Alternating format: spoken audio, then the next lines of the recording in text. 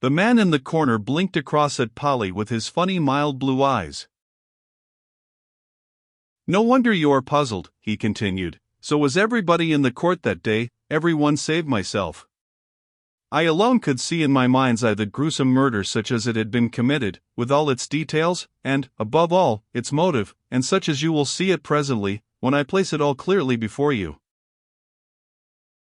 But before you see daylight in this strange case, I must plunge you into further darkness, in the same manner as the coroner and jury were plunged on the following day, the second day of that remarkable inquest.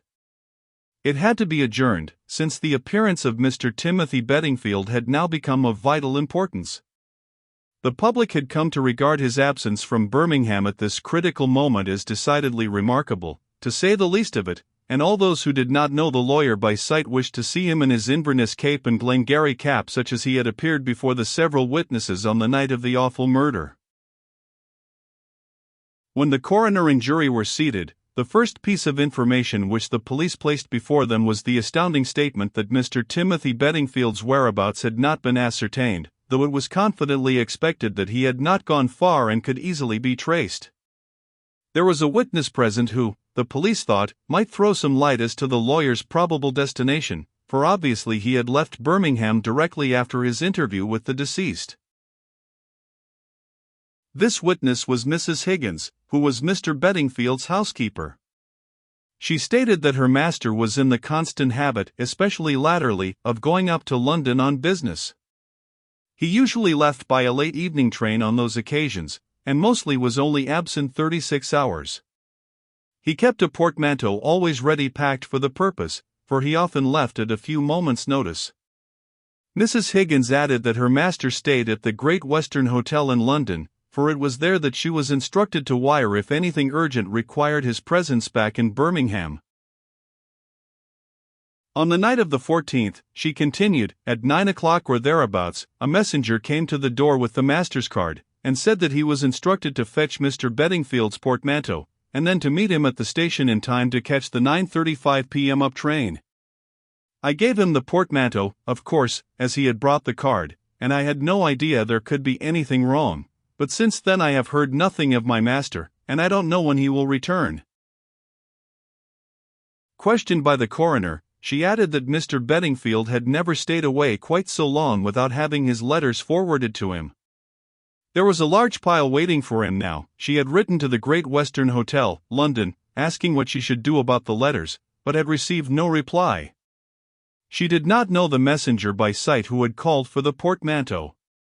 Once or twice before Mr. Bedingfield had sent for his things in that manner when he had been dining out. Mr. Bedingfield certainly wore his Inverness cape over his dress clothes when he went out at about 6 o'clock in the afternoon. He also wore a Glengarry cap. The messenger had so far not yet been found, and from this point, namely, the sending for the portmanteau, all traces of Mr. Timothy Bedingfield seemed to have been lost. Whether he went up to London by that 9:35 train or not could not be definitely ascertained.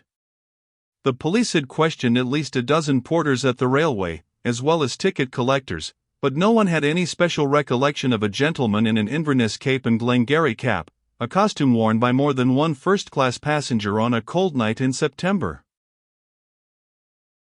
There was the hitch, you see. It all lay in this. Mr. Timothy Bedingfield, the lawyer, had undoubtedly made himself scarce. He was last seen in company with the deceased, and wearing an Inverness cape and Glengarry cap. 2 or 3 witnesses saw him leaving the hotel at about 9:15.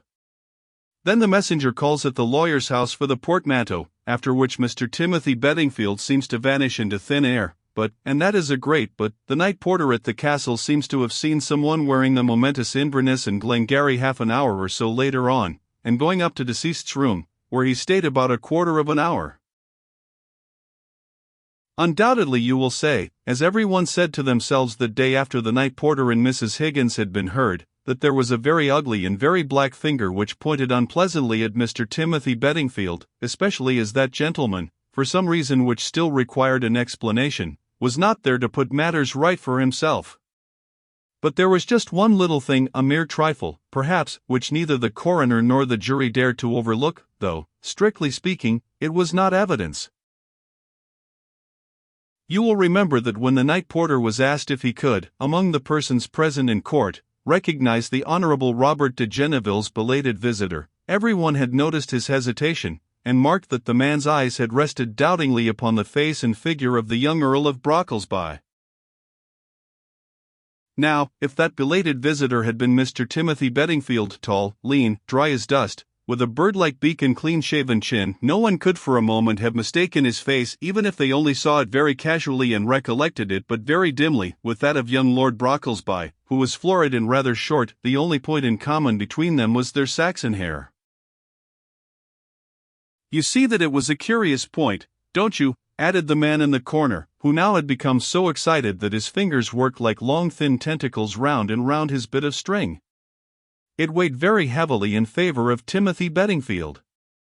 Added to which you must also remember that, as far as he was concerned, the Honourable Robert de Genneville was to him the goose with the golden eggs. The de Genneville peerage case had brought Bedingfield's name in great prominence. With the death of the claimant, all hopes of prolonging the litigation came to an end. There was a total lack of motive as far as Bedingfield was concerned. Not so with the Earl of Brocklesby, said Polly, and I've often maintained. What? He interrupted. That the Earl of Brocklesby changed clothes with Bedingfield in order more conveniently to murder his own brother?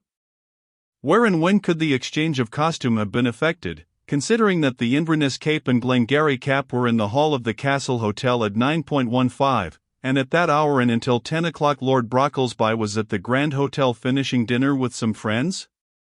That was subsequently proved, remember, and also that he was back at Brocklesby Castle, which is 7 miles from Birmingham, at 11 o'clock sharp. Now, the visit of the individual in the Glengarry occurred some time after 10 p.m.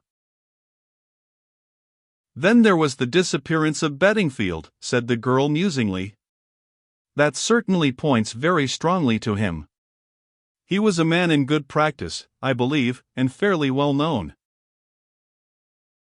And has never been heard of from that day to this, concluded the old scarecrow with a chuckle. No wonder you are puzzled. The police were quite baffled, and still are, for a matter of that. And yet see how simple it is. Only the police would not look further than these two men, Lord Brocklesby with a strong motive and the night porter's hesitation against him, and Bedingfield without a motive, but with strong circumstantial evidence and his own disappearance as condemnatory signs. If only they would look at the case as I did, and think a little about the dead as well as about the living. If they had remembered that peerage case, the Honourable Robert's debts, his last straw which proved a futile claim. Only that very day the Earl of Brocklesby had, by quietly showing the original ancient document to his brother, persuaded him how futile were all his hopes. Who knows how many were the debts contracted, the promises made, the money borrowed and obtained on the strength of that claim which was mere romance. I had nothing but ruin, enmity with his brother, his marriage probably broken off, a wasted life, in fact. Is it small wonder that, though ill-feeling against the Earl of Brocklesby may have been deep, there was hatred, bitter, deadly hatred against the man who with false promises had led him into so hopeless a quagmire? Probably the Honourable Robert owed a great deal of money to Bedingfield, which the latter hoped to recoup at usurious interest, with threats of scandal and what not. Think of all that, he added, and then tell me if you believe that a stronger motive for the murder of such an enemy could well be found. But what you suggest is impossible, said Polly, aghast. Allow me, he said, it is more than possible, it is very easy and simple. The two men were alone together in the Honourable Robert de Genneville's room after dinner. You, as representing the public, and the police say that Bedingfield went away and returned half an hour later in order to kill his client. I say that it was the lawyer who was murdered at 9 o'clock that evening, and that Robert de Genneville, the ruined man, the hopeless bankrupt, was the assassin. Then, Yes, of course, now you remember, for I have put you on the track. The face and the body were so battered and bruised that they were past recognition. Both men were of equal height. The hair, which alone could not be disfigured or obliterated, was in both men similar in color. Then the murderer proceeds to dress his victim in his own clothes. With the utmost care he places his own rings on the fingers of the dead man, his own watch in the pocket, a gruesome task, but an important one, and it is thoroughly well done. Then he himself puts on the clothes of his victim, with finally the Inverness cape and Glengarry, and when the hall is full of visitors he slips out unperceived. He sends the messenger for Bedingfield's portmanteau and starts off by the night express.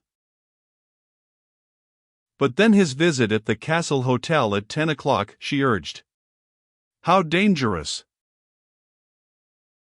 Dangerous? Yes. But oh, how clever! You see, he was the Earl of Brocklesby's twin brother, and twin brothers are always somewhat alike. He wished to appear dead, murdered by someone, he cared not whom, but what he did care about was to throw clouds of dust in the eyes of the police, and he succeeded with a vengeance. Perhaps, who knows, he wished to assure himself that he had forgotten nothing in the mise en scene, that the body, battered and bruised past all semblance of any human shape save for its clothes, really would appear to everyone as that of the Honourable Robert de Jen Neville, while the latter disappeared forever from the old world and started life again in the new. Then you must always reckon with the practically invariable rule that a murderer always revisits, if only once, the scene of his crime. 2 years have elapsed since the crime, no trace of Timothy Bedingfield, the lawyer, has ever been found, and I can assure you that it will never be, for his plebeian body lies buried in the aristocratic family vault of the Earl of Brocklesby. He was gone before Polly could say another word. The faces of Timothy Bedingfield, of the Earl of Brocklesby, of the Honourable Robert de Jen Neville seemed to dance before her eyes and to mock her for the hopeless bewilderment in which she found herself plunged because of them. Then all the faces vanished, or, rather, were merged in one long, thin, bird-like one, with bone-rimmed spectacles on the top of its beak, and a wide, rude grin beneath it, and, still puzzled, still doubtful, the young girl too paid for her scanty luncheon and went her way.